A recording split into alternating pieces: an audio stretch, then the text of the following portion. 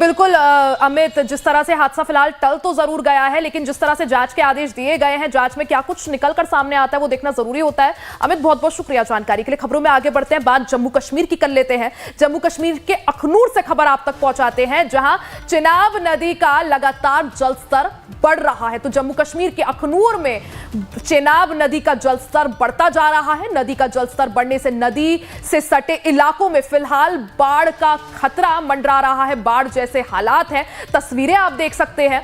इसको लेकर प्रशासन ने इलाके में रहने वाले लोगों के लिए विशेष निर्देश भी जारी कर दिए हैं, जिसमें लोगों ने अपने लोगों और उनके जो मवेशी हैं उनके साथ नदी के पास ना जाने की प्रशासन ने हिदायत दी है और सतर्क रहने के भी निर्देश दिए गए हैं। तो जम्मू कश्मीर में जिस तरह से मौसम बदल रहा है, पहाड़ों पर बदलते मौसम का असर अब अखनूर में देखने को मिल रहा है। जम्मू कश्मीर के अखनूर में बाढ़ जैसे हालात है। ज्यादा जानकारी और अपडेट के लिए सीधा रुख कर लेते हैं, संवाददाता रविंद्र श्रीवास्तव हमारे साथ जुड़ गए हैं।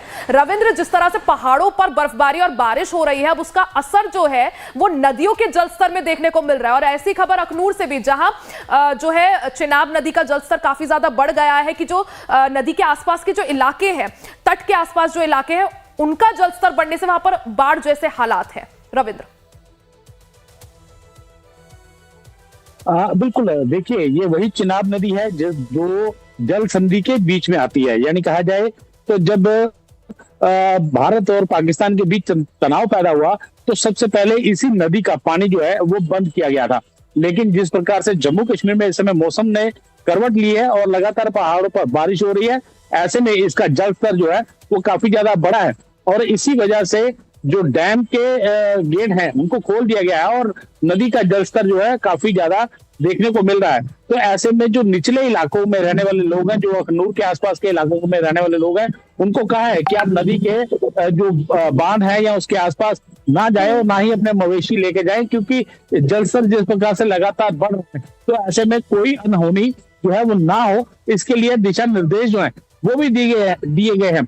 हालांकि जिस प्रकार से ये नदी का जलस्तर बढ़ा है और संधि जो तोड़ी गई है, इसके मुताबिक पाकिस्तान को कोई भी सूचना जो है वो नहीं दी गई, क्योंकि पहले सूचना का आदान प्रदान होता था।